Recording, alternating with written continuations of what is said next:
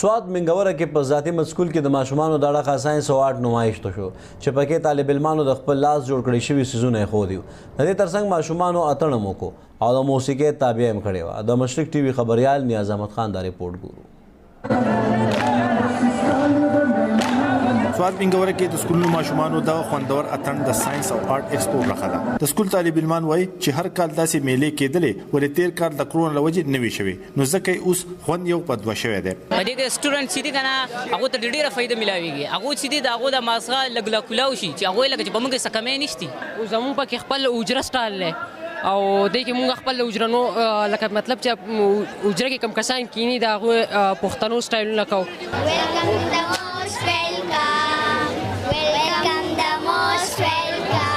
نمایش ته ورغلي استادان وایي چې کتاب زده کړې عملي زده کړو ته اړول د داسې هلو ځلو مقصد دی.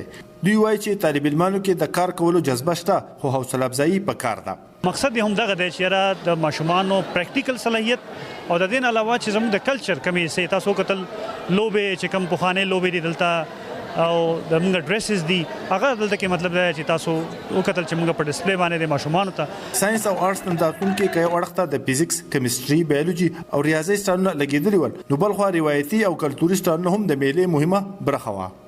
د سکول د زده کوونکو لپاره ساينسي نمایش تابع په اړه باندې پوهان وایي که یو وړخته دې ماشومانو ته تفریح میلاویږي، نو بل خو دغه ماشومان د عملي ژوند لپاره هم تیاریږي. د کیمرامین لونګین سره نیاز احمد خان، مشرق ټي وي، منګوره، سوات. مقبوضه